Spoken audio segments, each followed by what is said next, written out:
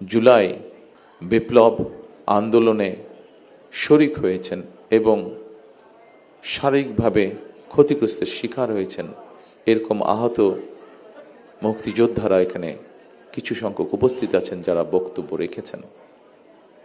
আমি যখন ওখানে বসে ছিলাম আমি দেখতে পাচ্ছিলাম বহু মানুষ এখানে আপনারা উপস্থিত আছেন, শহীদ পরিবারের সদস্য, আহত যোদ্ধাদের মধ্যে যারা তাদের কষ্টের কথা তুলে ধরতে চাইছেন বা বলতে চাইছেন। সবাইকে আমরা আজকের এই অনুষ্ঠানের সুযোগ দিতে পারিনি, তার জন্য আমি আন্তরিকভাবে যারা অনুষ্ঠানের আয়োজন করেছেন তাদের পক্ষ থেকে ক্ষমা প্রার্থী আপনাদের কাছে। সম্মানিত শহীদ পরিবার এবং সম্মানিত যোদ্ধাবৃন্দ, আজকের এই সংখ্যাটি অনেক বিশাল। এই বিশাল সংখ্যার মধ্যে প্রত্যেককে যদি আমরা সুযোগ দেই, হয়তো এই দিন পেরিয়ে আগামী দিন চলে আসবে। 1 মিনিট করেও যদি কথা বলেন আপনারা, সেজন্যই হয়তো সবাইকে সুযোগ দেওয়া সম্ভব হয়নি। তবে সংক্ষেপে আজকের সভাপতি ওনার বক্তব্যে একটি কথা তুলে ধরেছেন। আপনারা যখন কথা, আপনাদের কষ্টের কথা, ব্যথার কথা, ত্যাগের কথা বলার জন্য ব্যাকুলভাবে সকলের দৃষ্টি আকর্ষণের চেষ্টা করছিলেন, অস্থিরভাবে প্রকাশ করছিলেন নিজের মনের কষ্টের কথা, তখন আমি এবং নজরুল ইসলাম খান সাহেব বসে একটি সিদ্ধান্ত গ্রহণ করেছি যা উনি আপনাদের সামনে তুলে ধরেছেন।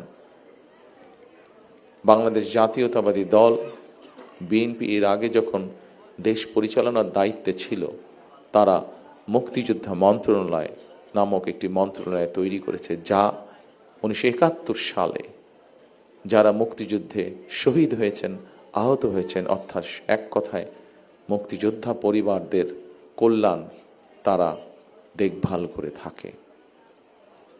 আমরা সিদ্ধান্ত নিয়েছি যে ইনশাল্লাহ বাংলাদেশের মানুষের সমর্থনে বাংলাদেশ জাতীয়তাবাদী দল আগামী দিনে সরকার গঠনে সক্ষম হলে এই শহীদ পরিবার যারা আছেন, জুলাই যোদ্ধা যারা আছেন, জুলাই আন্দোলনের যারা শহীদ পরিবার বা যোদ্ধা আছেন, তাদের যে কষ্টের কথাগুলো যে কয়জন ব্যক্তি, যে কয়জন মানুষ তুলে ধরেছেন কষ্টের কথাগুলো, এই কষ্টগুলোকে যাতে আমরা কিছুটা হলেও সমাধান করতে পারি। যাকে আমরা হারিয়ে ফেলেছি তাকে তো আমরা ফিরিয়ে আনতে পারবো না, কিন্তু যারা পেছনে রয়ে গিয়েছেন সেই পরিবারের সদস্যদের বিভিন্ন সুবিধা অসুবিধাগুলো যাতে দেখভাল করতে পারি এই মুক্তিযোদ্ধা মন্ত্রণালয়, কারণ তারাও একজন মুক্তিযোদ্ধা, তারাও আপনারা মুক্তিযোদ্ধা হিসাবে আপনারা গণ্য। 71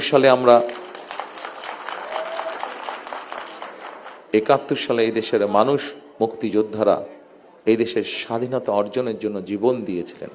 এই দেশের স্বাধীনতা অর্জনের জন্য যোদ্ধারা ত্যাগ স্বীকার করেছিলেন। ঠিক একইভাবে 24-এ যে যোদ্ধারা যুদ্ধ করেছেন, তারা স্বাধীনতা সার্বভৌমত্ব রক্ষার যুদ্ধ করেছেন। স্বাধীনতা সার্বভৌমত্ব অর্জিত হয়েছিল 71 সালে, তাকেই আবার রক্ষা করা হয়েছে 2024 সালে। সেজন্যই মুক্তিযোদ্ধা মন্ত্রণালয়ের মধ্যে আমরা আরেকটি ডিপার্টমেন্ট তৈরি করব, যাদের দায়িত্ব হবে এই মানুষগুলোর দেখভাল করা। ইনশাআল্লাহ